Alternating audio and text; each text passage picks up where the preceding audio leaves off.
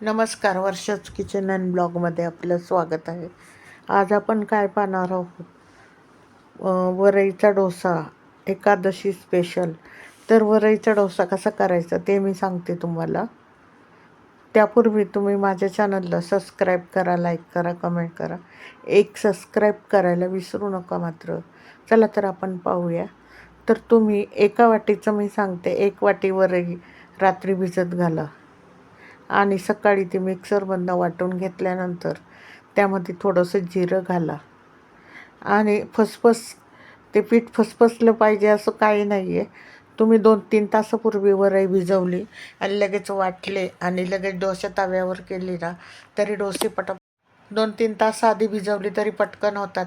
आणि मिक्सरमधनं एक पातळ बॅटर तयार करून घेतलं ना, असं बारीकसं वाटायचं आणि डोश्याचं पीठ मळतो ना तसं पातळसं पीठ असायला पाहिजे. आणि त्यामध्ये जिरं मीठ टाकायचं आणि डोश्याच्या तव्यावर करून बघा तुम्ही.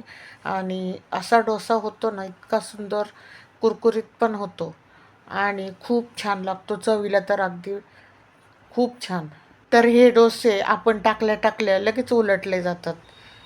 तर तुम्हाला खरपूस पाहिजे असेल तर लगेच अगदी 2 मिनटात होतात. तुम्ही जेवायला बसेसपर्यंत एक डोसा खाईपर्यंत दुसरा डोसा तयार होतो. इतका सुंदर होतो. आणि त्याबरोबर बटाटा कसा करायचा?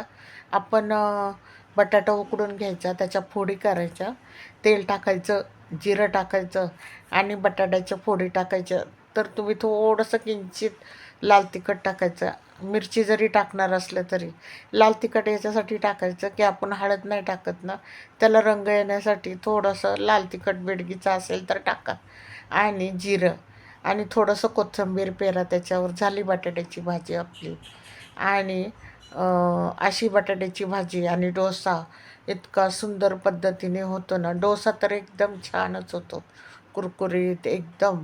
फटाफट फटाफट. रोजचा साबुदाणा करण्यापेक्षा, नेहमी नेहमी उपवासाला साबुदाणा करण्यापेक्षा तुम्ही ना हे वरईचे डोसे एकदा करूनच पहा. अगदी सोप्या पद्धतीने आहे. आणि चटणी कशी करायची? खोबऱ्याची नाहीतर शेंगदाण्याची, कुठली करायची तुम्ही ते ठरवा.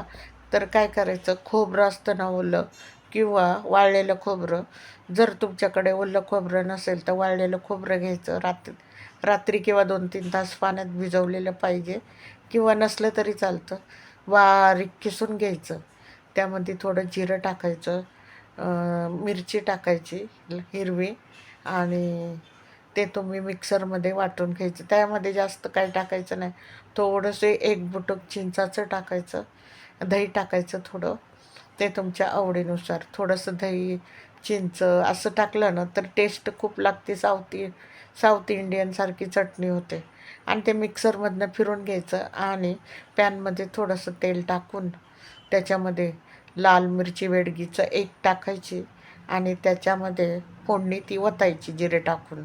तडतड तडतड जिरे झाले ना, तर ती फोडणी त्या चटणीत ओतायची. तशी चटणी होते, माझ्या फोटोमध्ये दाखवलेली आहेच. आणि बटाटा तुम्ही थोडंसं बेडगीचं लाल तिखट जरी टाकलं ना, तर जसं आपण पिवळा बटाटा करतो ना सुक्का, तसाच होतो. आणि वरईचे थालीपीठ तर इतके सोपे.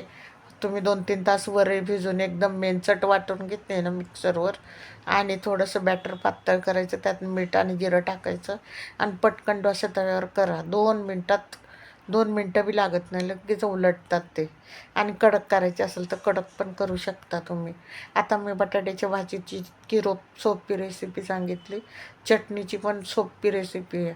अगदी ओलं नारळ, जिरं, थोडंसं अर्धी वाटी दही, आणि नारळ तुम्हाला किती पाहिजे तशी चटणी करण्यावर आहे तुमच्या. असे करायची. आता हे वरईचा डोसा, बटाटा आणि चटणी हे खाल्ल्यानंतर तुम्हाला ॲसिडिटी पण होणार नाही. जशी साबुदाण्याने ॲसिडिटी होते, तर ह्याने तुम्हाला काहीच होणार नाही. इतका सोपा आणि साधा. ज्यांचे उपास असतात 2-2, 3-3 आठवड्यातनं, त्यांनी असं केलं ना तरी चालतं. खूप छान डोसा होतो, अगदी छान मस्त. तुम्ही एकदा करून पहा. आणि ही बटाट्याची भाजी आहे ना, जर पिवळा रंग का दिसतोय, थोडंसं आपण त्यामध्ये लाल ति बेडगीचं तिखट टाकल्यामुळे त्याला रंग आला आहे. नाहीतर आपण त्यात हळद नाही ना टाकत, उपवासाचा बटाटा असल्यामुळे.